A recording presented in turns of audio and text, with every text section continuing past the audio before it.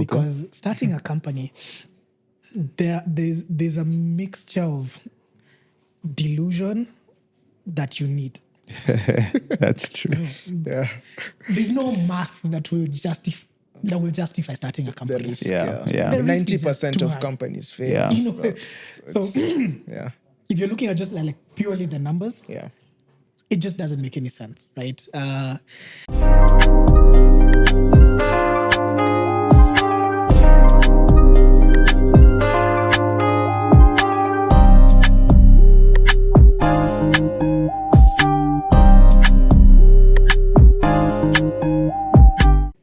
Hello, champions. Welcome back to the official Chapter podcast, where successful entrepreneurs and e-commerce experts share their experiences and practical advice for growing their business online. We're on a mission to power and impact 1 million entrepreneurs by 2030, and you can visit the link below this video to learn more. For the next couple of weeks, we'll have our first series where Tesh and I will be hosting inspiring founders from the brands you love the most. Today, we have a very special guest, Marvin, the co-founder and former CEO of ShopZetu, an award-winning fashion technology company that powered fashion retail in Africa. They closed with about 350 businesses on their platform, 350 brands, and they've been able to reach over 100,000 end consumers. Welcome to the show, Martin. Thank you. Yeah, Marvin, it's great to have you. And, we've been chatting, obviously, offline, and your story is quite inspiring. Moving from an intern at Citi Bank all the way to a VP of investment in corporate banking. So that's really cool. But before we get into that, we're keen to know who you are. Cool. Thanks for having me, Tash and Mark. It's always a pleasure to sort of, talk to folks and then share my story, and hopefully folks can learn from that. But yeah, my name is Marvin, co-founder and former CEO of ShopZetu. So I recently left ShopZetu in January.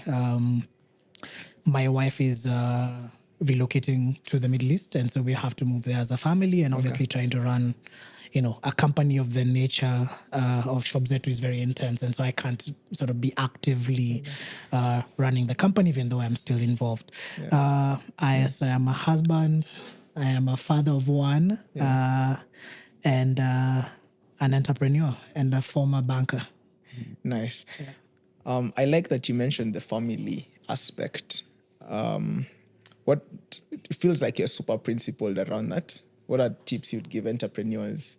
And one tip around just balancing work and hustle and family. I'm the worst at that. My wife would complain that ShopZetu was my first wife. So first thing I look at, wake up in the morning to see what sales did we do between midnight and 5:30 in the morning, and it's the last thing I look at, to see how we close the day at midnight. So trying to find the balance. I don't think there's work-life balance per se. I think it's more like integration, and it's I'm trying to get better at it. And I think now sort of taking a sabbatical for 6 months just to spend more time with Famo.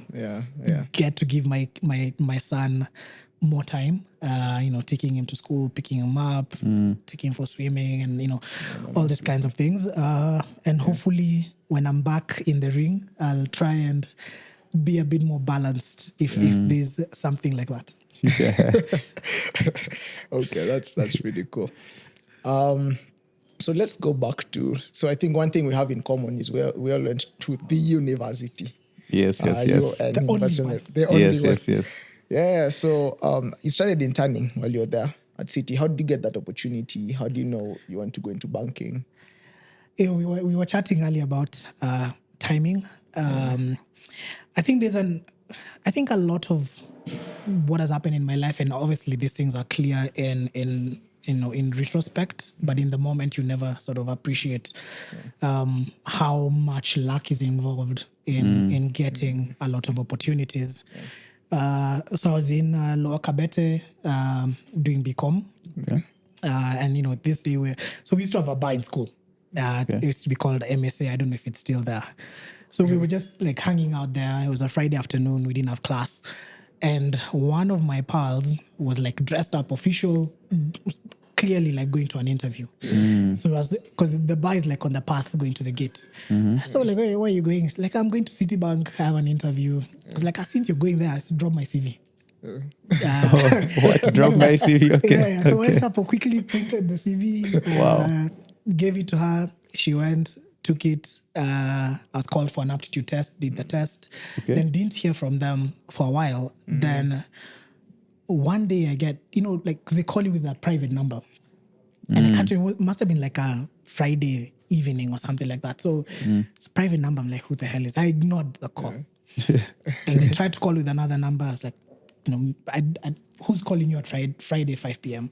So ignored it. So Sato, I obviously returned the call. Yeah. And it's the HR at Citi. And so she's like, it's okay, we found someone else. Wow. Since you didn't pick up, it was an opportunity to intern in HR. Okay. So if I'd picked the call on Friday, Yeah. my career would have turned out Very differently. Wow. Interesting. So obviously, My God. so there's a lot, sort of involved. And, obviously I was bummed at the time. So I'm like, man, I've just missed an opportunity Citi. of a lifetime. I know. Oh gosh. So, you're sad weekend in Arabica. Yeah. Then I was like, you know what? Yeah. Life. Couple weeks later, they call again. They're like, okay, now we have an opportunity in banking.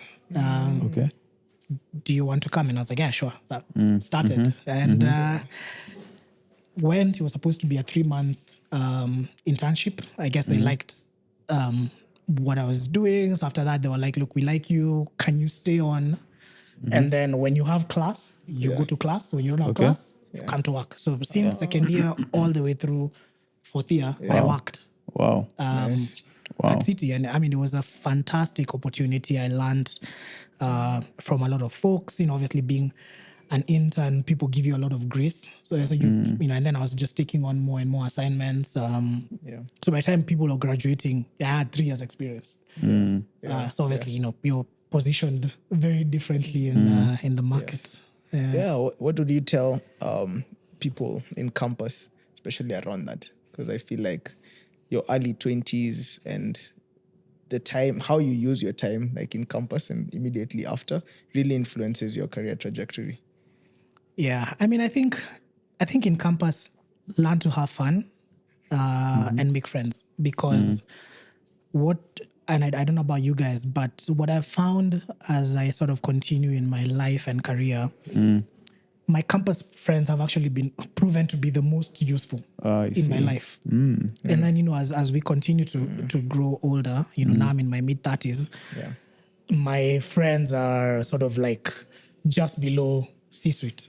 And so I can access almost any company. And, if I play this out into the 40s, there'll be now the guys in the C-suite, there'll be guys running government and all these things. And the only way that you can sort of make sure that you have a bond with these guys is having a balance where, you're studying, you're going for class, but at the same time, you're hanging out and building relationships, that sort of collegial vibe. I'd say, do that. It will pay a lot of dividends. That definitely makes sense. In the future. Both of us are co-founders. We met in campus. Yeah, exactly. It's 10 years later and we're still together. So so I mean that campus, that's sort of the advice I'd give. And then it's a balance again, because I've seen, I had guys who like took it too far with the partying and enjoying that life, and then it has consequences. Like everything, I feel like life is a balance. But then once you're, in the workplace, I would say grind. Your 20s are for grinding. You start out as intern. After campus, you get a job. Yeah. Then you grew all the way to VP. And guys, Citi Bank is like one of the largest banks in the world. Like, how did you do that? Yeah. So big leap. Big leap, but again, luck, and in hindsight. And you look very young. It's not like it took you 30 years to do No, that. and I had a lot of lucky breaks, but so joined, as an intern, obviously, then came out of Campo. So at the time, they didn't have a full-time role for me. And so, they were like, we would offer you to extend your internship. Yeah. But I'm like I have 3 years experience and I'm a smart guy. I can get another job. So, went out there because at the time, we were lucky in BCom and Loakabete. We tend to have a lot of companies coming to recruit out there. So, the audit firms, the Unilevers, all these guys, PwC, they all come there. So I, went through the process and had with one of the big 4, I had 2 job offers. Then with another, I had another job offer. So I had like 4 job offers out of it. job offers. So I took one with one of the big 4 guys. It was in corporate finance. Very decent offer, and I liked the team. So they gave me the offer. Then the boss at Citi, the MD of banking at the time, called me. He's like, "Hey, do you wanna like come and have a chat about this whole thing?" Because he was just told that I've left. You all of a sudden, you're sitting there. The next day, you're not. Yeah, what happened? Yeah, what happened?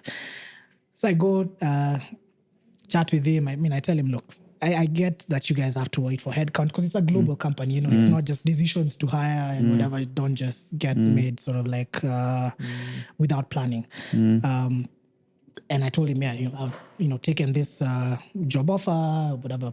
And the guy was like, well, how much are they paying you? Oh gosh. So of course I inflated it a bit because also I didn't want him to counter. Because I'd already made my mind up. You wanted to join that firm. Yeah. Okay. Like I was excited. It was like a new challenge. Yeah, I liked the guys as well. So, told him the number. He was like, okay, cool.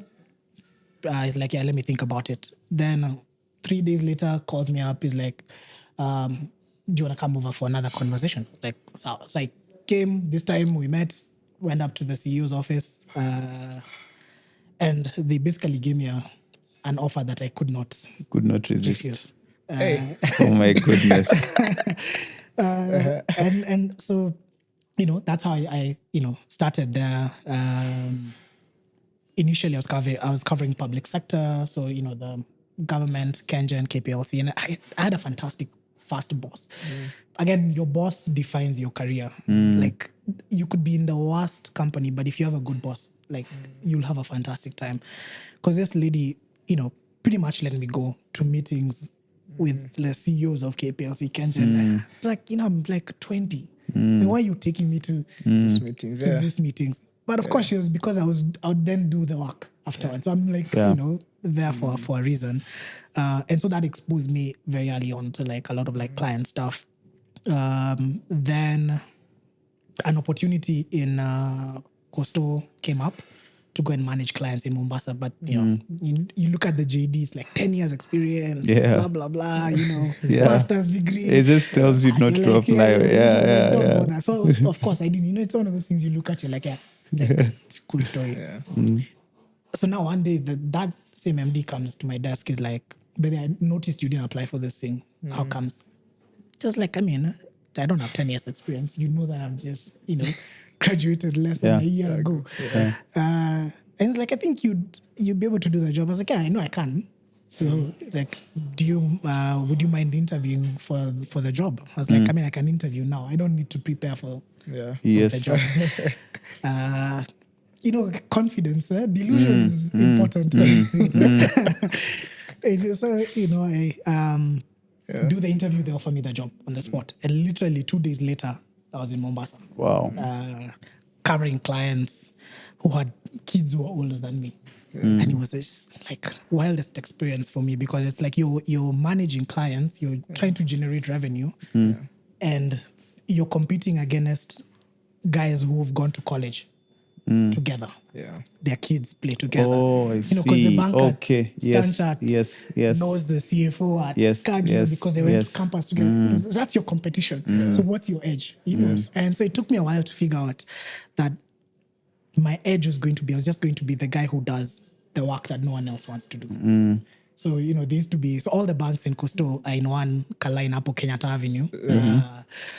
And there used to be a running joke around how you could tell that I was in the office because my light would be on at night and Oh, the whole gosh. street is dark. Oh my goodness. So I was the only guy who was grinding. Burning at the night. midnight one, literally. Gosh. And so because of that, I ended up getting a reputation in Mombasa for being the most like if you're trying to like do a very complex transaction and all the other guys are struggling, Marvin is the guy. because I'd figure it out.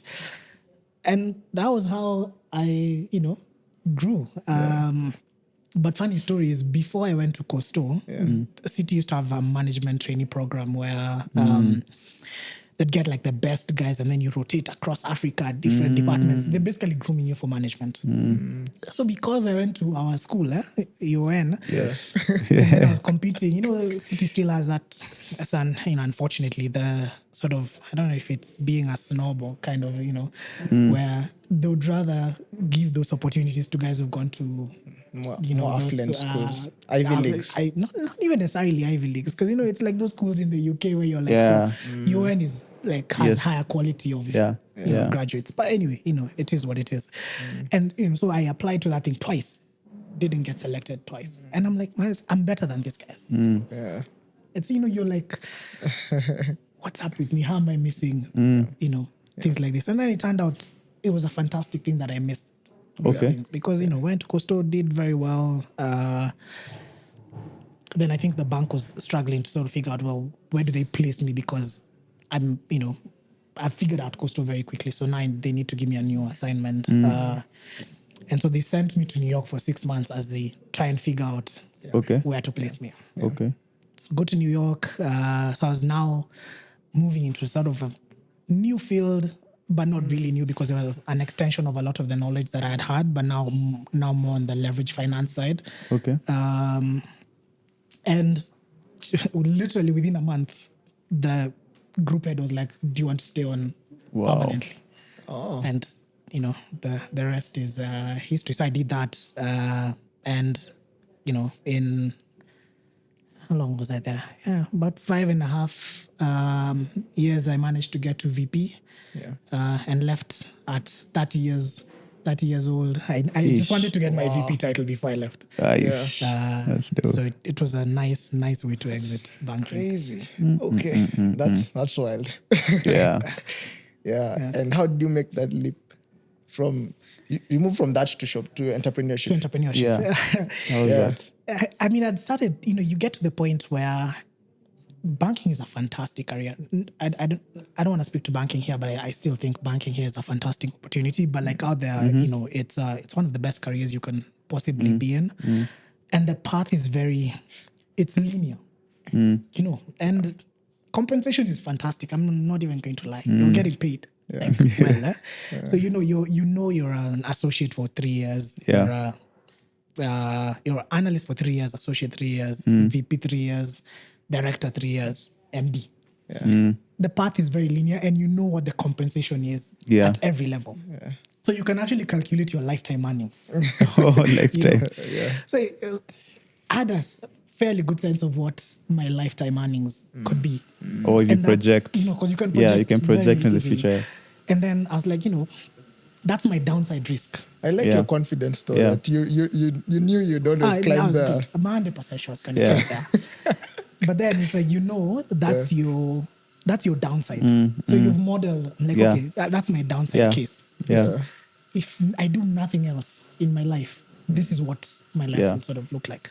But then, you're in your 20s and you're like, interacting with a lot of entrepreneurs, because what I did in leverage finance was we were working with the large private equity guys to buy companies. Okay. But in the process of buying these companies, you're engaging with The entrepreneurs and and you're like, these guys are not any better than me, but then they're getting like crazy cash, Yeah. And so at some point you're like, I need to give myself a chance. Yeah. And it might not work. So did it make you humble, seeing what other young taxonomies? You thought you were doing well. Until you see that. You see what, the size of the deals and the age of the guys. But, so at some point you're like, okay, so I know what my downside is, but what's that upside? Because, with this, like, life is all about risk.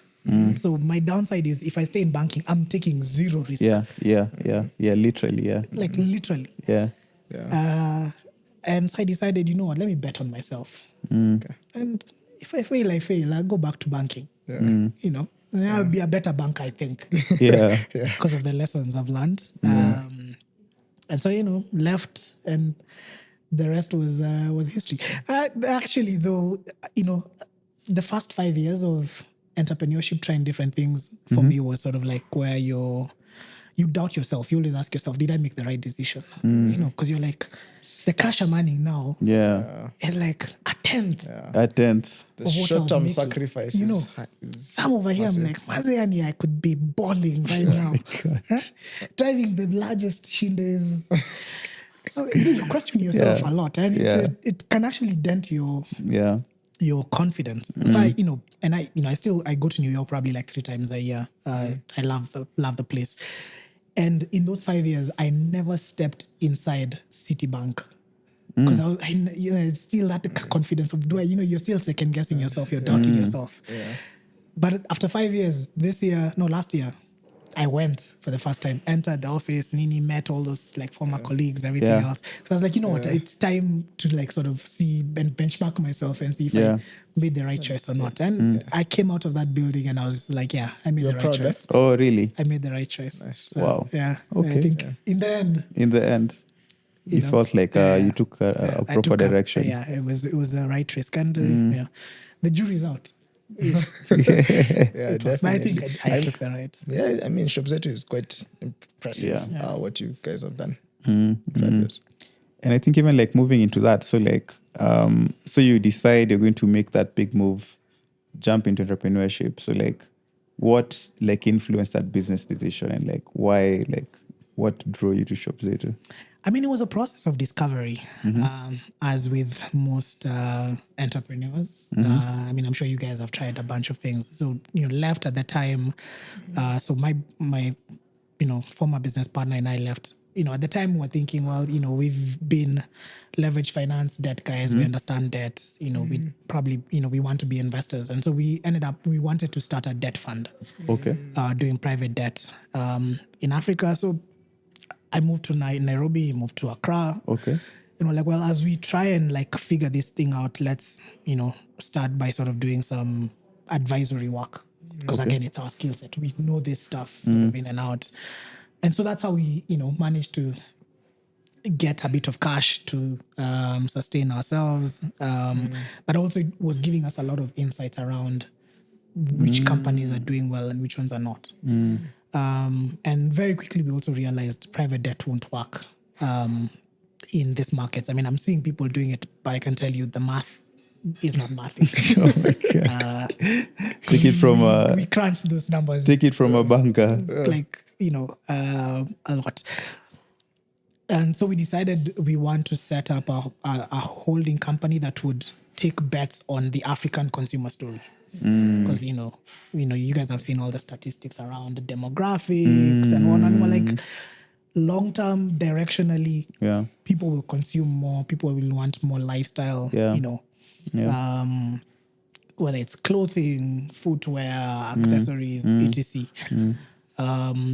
And so we, you know, got a bit of money and we invested in a couple of companies. And one of them happened to be Vivo, which is how I met Wandia, who we ended up doing ShopZetu with. So it was a sort of process of that's actually a journey. Discovery. Yeah. Oh, interesting.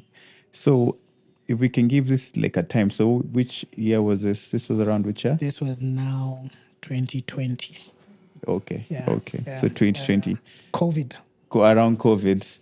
So from the advisory, you meet... so left 2018. Left 2018. Yeah, so those 2 years is, you know, sort of from private debt to advisory to the investment stuff. Okay. And then now, you know, Vivo and then ShopZetu. ShopZetu. So ShopZetu, you're starting, you're doing this thing, you're going to make it big in Africa. So like as a CEO, like what was like sort of like your leadership style? What are your like insights at the time that gave you that much like conviction? You know, what's interesting for me is corporate gives you a lot of lessons in terms of how to run Okay. a company, but it dents your confidence about starting a company.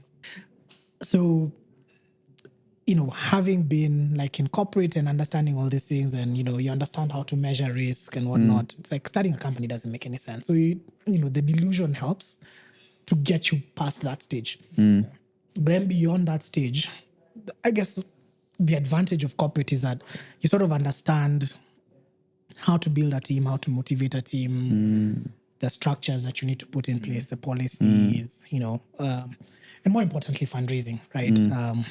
Because you understand corporate speak. Yeah. I'm sure you guys know what I'm saying. Because fundraising is also a game. It's a dance. It's like that's true. You're trying to tune a lady. And Yeah, so guys actually say that exact example. It's like a date. Yeah. It's like dating. Exactly. Yeah. And so, you can't just show up to a date, looking disheveled and, you're, I don't know, talking how. So, And it can't be too available. It's like you. but if you've never been through that process, you just don't get it. So at least, it helps with that. But I think in terms of my leadership style, I prefer to look at myself as a coach. Okay. And so the most important thing for me is the team. Is who's working in your team, and then how do you recruit? Yeah. How do you compensate them? How do you create a good culture? And then beyond that, I'm like, I get out of your way. Like, go do it. If you need me, I'm here to help. But I sort of prefer to let guys do their thing. And like during that journey, like what can you say are like the biggest lessons? Like what did that role teach you? A couple of things. One is I struggled with HR, which is interesting because I like to be a coach. Because the depth of the talent you need to move a business from 0 to 1 is not that readily available in our markets because we've not had that many companies move from 0 to 1 in a short time, especially. In a short time. And corporate guys cannot fill that gap because they're so set in their ways. It's very hard to take a guy from, I don't know, Safaricom and try and plug them into to doing growth marketing for a startup. I was used to dealing with agencies. Call 10 agencies. The guys massive budgets. Massive budgets. So they're not scrappy. I mean, they're creative in the sense that they can give you ideas, but I'm like, I don't need ideas. Execute. I just need execution. Don't give me stories. So I actually ended up having more luck in recruiting like guys out of campus. And so what you're now trying to identify is talent as opposed to experience. And then, then you have these guys who end up, and, I think we had fairly decent success with some of the guys where, it's like a Swiss Army knife. They can do anything because they've never really had like a set career. I don't know where you've been in customer service for like 10, 15 years. And so you can't do anything else. Yeah. True. So you get like this, so you look out for the talent and like the attitude of this, talent, attitude. And but again, it's the hardest thing again, like, because you get it wrong a couple of times. But that's, I think that for me was sort of one of those like lessons that I learned. I think the other for me was around, having moved from the States to here, where like in the States, I think because of the way the incentives are designed, people are very self-motivated. I used to have like analysts, and you never have to chase a guy to do something. Especially in New York. Like guys are so on top of the job. And the output is like 110%. And so you're used to this level of quality and execution. And then all of a sudden, you move into an environment where it's just not there. But also what I realized is it's because the incentives are not commensurate to that. There. There's a saying, show me the incentives and I'll show you the outcome. So I think, as a founder now, I think about that a lot. How do I design incentives that will get someone to just perform at Deliver. their best. Yeah. And What it's hard. That's Yeah. interesting. What are maybe one or two incent structures that you worked well I for mean, you? look, I think cash, is Yeah, So the pay well. biggest. pay well. Pay well. And it's hard as a startup. Yeah. Which is why it's easier to get younger guys who have not been benchmarked Yes, and yes, then yes. pay them Bet on slightly them. more than market and get, the really good guys. Because you're not going to be able to poach someone from Safaricom and all. You Yeah, can't yeah, it's compete true. Yeah. for those things. We was, also looking at designing a structure around where we could like give guys, some equity, just like the top Okay. guys. Okay. But then more importantly, it's about culture. You could be paid average, but if you enjoy What you do. Yeah. you've bought into the mission, because it's really important to buy into the mission.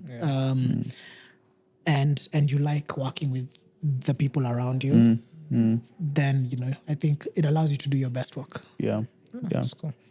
That's true. And I was just thinking, like, you guys actually from the beginning, you did really well. Like 350 brands, over 100,000 end consumers.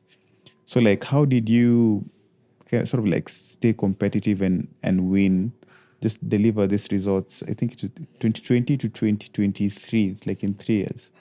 I mean, it's hard. Because one, you're also dealing with a very small market. In Kenya, we think we're a big market, but in the grand scheme of things, it's still a very sort of small market. So you're trying to be a big fish in a small pond. It's not as easy as it seems. And then you're also trying to change a lot of consumer behavior. Yeah. Because people are used to buying clothes offline. Yeah. In the stalls in Moi Avenue, in Isli, Toi, Kikosh, and all these other places. And then, some of the guys who are fancy enough, they go to Mr. Price, Woolworths, LC Waikiki. Yeah. It's kind of crazy because none of those guys are online. It still shocks me till today. Oh, still, even they are offline crazy. because they buy in the stores. Okay. Yeah. Okay. But then at the same time, we're like, but customers are spending so much time online. Most of their fashion trends are dictated online. People consume online and then, or rather, you consume the content online and then you make the purchase offline. We're like, this has to be better, And then I once took my wife for shopping in CBD. Yeah, we have those stores. Yes. And I remember we walked into easily at least 50. To look for like 3 things. Must have been the longest day of your life. Yeah, and I'm just like, this can't be real. I know. There's no way I know. Yeah. Like, how is this normal? Yeah. It should not be normal. Like, there has to be one place where you can just go and get everything in one place. And then, with those stalls, the price depends on how you look, how you sound. Yes, exactly. So I'm like, How you walked in is like 5% more, 10%. like, Exactly, yeah. It's like, what? This can't be the standard. Like, we can do better. And there'll still be demand for, that sort of experience offline. But I feel like for most consumers, you want to know what the price is. And then we take that even off from offline into IG stores, which is where, again, there's a lot of consumption. But even the IG store, is what you see versus what you get. Yeah. So, there's, most of these stores, there's no refunds, no exchanges. It's like, And it's my written guy, in I'm the just bio. buying and I I have no know. idea if this will work. And if it doesn't, Online. So we need to build trust. Yeah. exactly. So I'm like, this is such a low trust environment. You go, you ask price under the post. Yes. They're like, DM DM for for price. price, Why yeah. don't you DM? The price is the price. Like, just tell me, is this dress 500 or a G? I know. Maybe the profiling also happens online. Yeah, When so you're like, DMing, they go look like, at your profile. Like, this cannot be the standard, And so I like to believe that we're trying to do better for the customer, but also we're trying to do better for the brands. Having a standard experience, and then allowing for discoverability, and then So how do you handle returns in the case of for online? Oh, we as long as the item is unworn, Yeah. Okay. you have 7 days Okay. to return it. Okay. And you get, we give a money back guarantee. Wow. Because you have to build trust. Yeah. Okay. And then it's fashion as well. So, fashion is, and that's why people might be hesitant because it's like, what if it doesn't fit me? What if the Yeah. color? Because sometimes you'll see that the way the camera lens Yeah. takes in a color Yeah. isn't actually reflecting the Yeah. real Yeah. color. And so now I get it. I'm like, wait, this shade of red is not Yeah. what I wanted. Yeah. Like the customer should be able to return that item. Yeah. So Interesting. for us, And returns is very important. I imagine for you to build trust, there's also an element of building the brand. So Yeah. what have you guys done to get the brand to where it is today? It's one of those things I've gone back and forth around how you build a brand. And I think marketing is not building a brand. Visibility isn't necessarily how you build a brand. Okay. Building a brand is in delivering an exceptional customer experience. Yes. The guys who have bought from us is how we've built our brand. They're the ones who will tell the They're others. the ones who will tell the others. And Yeah. I just don't think there's any billboard that will Like do give that. you like Do that. brand affinity. It's the word of mouth and what people say. A lot of it is word of mouth. It's, it's powerful. you tell your buddy, I want to go to town to buy jeans. And Yeah. your buddy's like, just go to still do ShopZetu. that. Yeah. You still do that. That's Just true. go to ShopZetu. Yeah. They Yeah. bring it to your Yeah. doorstep. If Yeah. you don't like it, can return it, Yeah. get your money back. Why do you want to go all the way to town, catch a job? Yeah. Go there, your profile. Walk 10 stores. Walk 10 stores. And you can just go online, search, see all the options, Yeah. different prices, filter. That's true. So I think that for us was really important. Is how do we design a process that delivers customer excellence and builds trust? I mean, we've done all the other marketing stuff. Yeah. We've partnered with guys like M-Pesa, Stanchart. So you have to do all the other stuff, right? It just builds visibility so that it because you're trying to capture the customer at different touch points. Yeah. So we've done offline marketing. We've had billboards. We've done some billboard collaborations with M-Pesa. We've done events. Okay. With EABL. You again, you want to make sure that people just see your brand in multiple spaces, but it comes down to trust at the end of the day. I think it's super inspiring, the story. And I'd like you to help us answer one question that we get a lot. So back to our UN story. I get this question around you guys, like the people who access funding. A lot of them went to Ivy Leagues or studied abroad. How did you do it? For you, I feel like it's deeper because you also did it in terms of your career, able to get into a global bank and get to a very senior position. So what would you tell anybody who's feeling like, I'm just a cower guy, I went to more university or, how do I break through? What do you think one or two things they can think about? I think one is just believing in yourself. Yeah. Fundraising, confidence is such a big part of fundraising, and most people don't even realize that. True. Because you're trying to get this guy to believe in you. How are they going to believe in you if you don't believe in yourself? Yeah. That's true. That's true. So you have to show up and almost, it's like you get money when you don't need money, kind of thing. So people have to look at you and be like, I can't miss on this idea. Opportunity. Yeah. Not the other way around. Not that this guy needs me. Yeah. So how do you build that? How do you? It's like you're a lady. You're going out to the nightclub.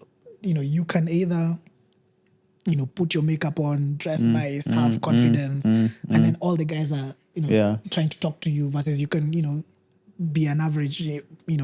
Sort of you haven't done your best, and then now you have to go and actively and hope someone comes. talk to guys and hope. Guys, hope is not a strategy. Hope is not a strategy. So I do believe you just have to show up in your best self, and a lot of that is, do you really believe in yourself? Because at the end of the day, a startup at the beginning is just an idea. It's a concept. It's a theory. It's a hypothesis. Right? And you need people to believe that this idea might not work. But I'm so confident in this guy. This guy's a beast. He'll figure it out. I like that. I like that. Yeah, and I think also like as you can segue into now the business, like what are some keys to success you live by as Marvin? And when you're leading ShopZetu, you're like, this is like a mantra I believe in deeply for like success? It comes down to execution. It's showing up every day. I mean, it's hard. There are days you wake up, you just have problems. You're like, Manze, I can't just like stay in bed. Yeah. It's hard. And look, everyone tells you it's hard, but you don't realize how hard it is until like you're You're in in the it. arena, Yeah. But I think, one thing I just live by is just show up. Show up and figure it out. I don't think there's any problem that can't be solved. So for me, it's, just showing up and executing, I think is really core to who I am. I'm less of a talker and more of a just get it done. Get the shit done and keep it moving. And then, the next thing is just surround yourself with good Amazing people. Yeah. That's powerful. Man, yeah. And they're all hard. It's easier to talk. And go to, and be in conferences and panels. That's the easy part. Yeah. The hard part is showing up every day. And getting stuff done. And getting stuff done and making payroll at the end of the month when you're looking at your barn and you're shooting bricks. Yeah. It's true. And you're trying to close a check from an investor and like that stuff is hard. Yeah, and you need to stay together when at it. So it's So it's how do you keep yourself together And still show up, roll up your sleeves and just get it done. I think that's the hardest part is how you show up as an individual every single day. fantastic. I feel like that's powerful to just close at that. Drops mic. Yeah, thanks so much for coming through. I'm sure champions are inspired today. And yeah, I think you're one of the guys who are showing us that it's possible to grow from where you came from and just be at the top of your game from corporate to entrepreneurship. Such an inspiration. So thanks for tuning in, guys.